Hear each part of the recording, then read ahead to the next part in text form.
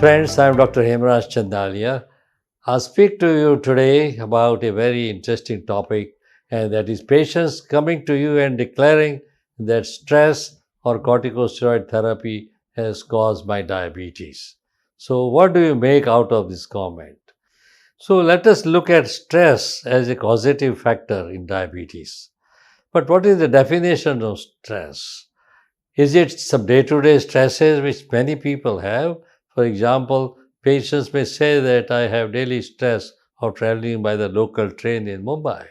But this kind of daily stresses in life, the most people adjust and don't really change the control of diabetes or the emergence of diabetes significantly. It's really the most severe stresses are of different types.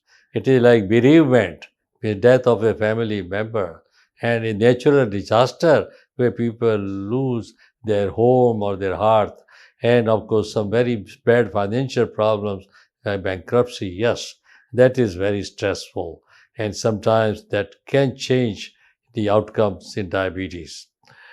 The stress, how does it work? It works more directly and indirectly in causing or worsening diabetes. The direct effect of stress is that it increases cortisol secretion, increases catecholamines. Person under stress is continuously having an adrenergic drive and sweating and secreting and having tachycardia or palpitations. And of course, that leads to anxiety and depression, which adds to the problem. And anxiety, depression is common in any population. The indirect effects of stress work through the disturbed lifestyle.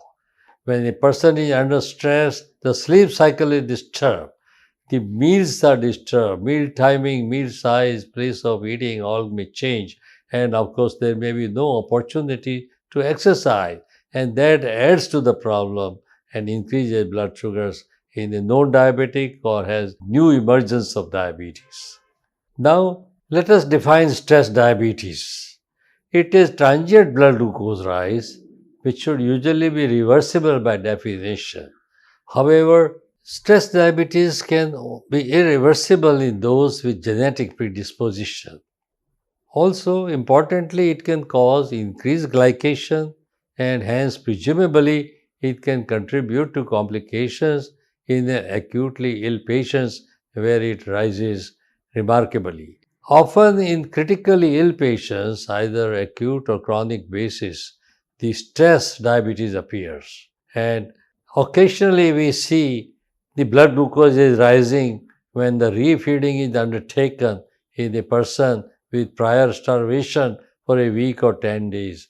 And this is called refeeding syndrome, which, when exaggerated form, it causes the typical dumping syndrome, which we know as distension of upper abdomen, followed by a feeling very faint, and it probably is due to sudden electrolyte shift or volume shift that the patient becomes very uncomfortable. It is important to know that stress hyperglycemia can lead to increased glycation and thereby promote the complications of diabetes, that is vascular problems.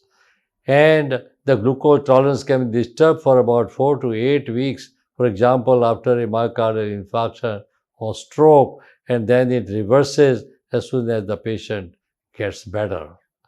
Now, this has been captured in one of our studies published long ago, 1984, in Lancet.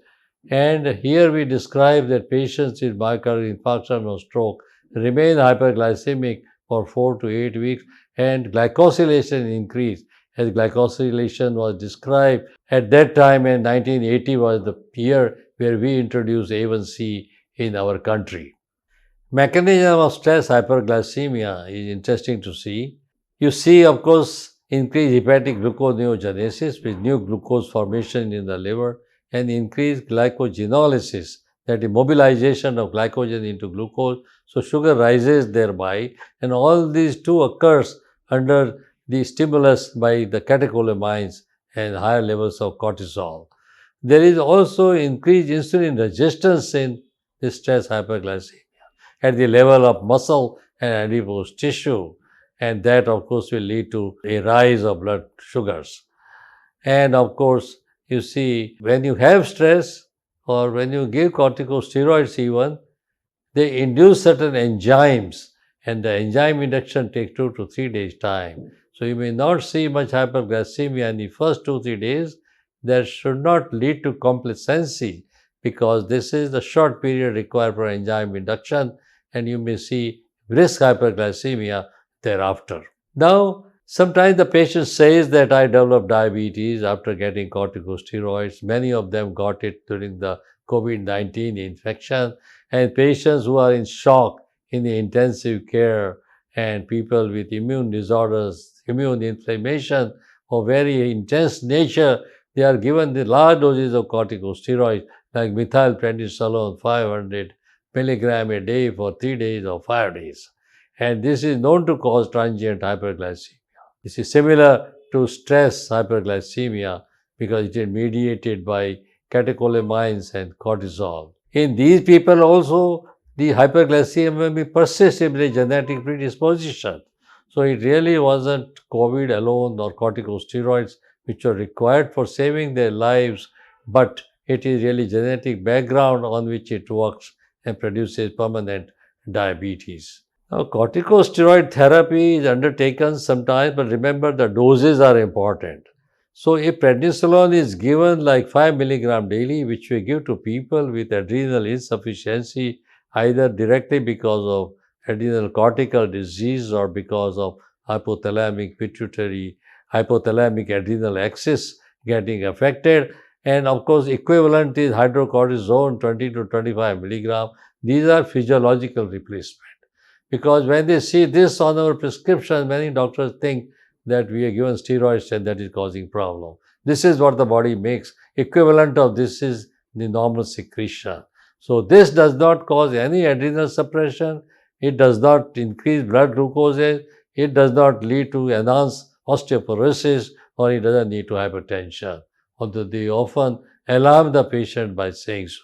So please note the difference between physiological replacement, which I described for you, and what may be called pharmacological treatment with corticosteroids in massive astronomical doses. Higher doses of corticosteroids, like more than 5 milligram prednisolone, or sometimes massive doses of methylprednisolone is used and used for a long time, then you must assume that there is adrenal cortical suppression. You should go with this premise when treating the patient. And slowly, when you withdraw these, the recovery occurs. It takes 3 to 6 months for this adrenal axis to recover. And remember that you can follow it by doing a serum cortisol at 8 a.m. before giving the dose of steroid, which when you try to do it, you should have reached 5 milligram prednisolone or 20-25 milligram hydrocortisone. At that level, you see, it is valid to take a sample next morning of serum cortisol, and in order to see the recovery of adrenal corticosteroid secretion. So possibility of osteoporosis arises in these people on chronic treatment, and they should have supplementation with calcium and vitamin D, and sometimes even further, and osteoporosis treatment is required if the bone density is very low. You must practice alternate day corticosteroid therapy when it is possible to do so in chronic situation, because this alternate day steroid therapy, even if total dose is 20, but you split not 10 to 20 every day, but if you give 40 on alternate day, really adrenal suppression is less. This was shown long ago by George Thorne from Harvard, and this still holds true. So we must all practice, if possible, alternate day therapy as soon as response has been achieved in any inflammatory or immunological disease. Then you can go to alternate day therapy. It causes minimal rise in blood glucose, minimum adrenocortical suppression, osteoporosis, or hypertension. So if you have collagen diseases or ulcerative colitis or some other immune inflammatory disorders requiring long-term steroid therapy, please consider alternate day therapy for its considerable safety as compared to daily steroid therapy. Thank you very much.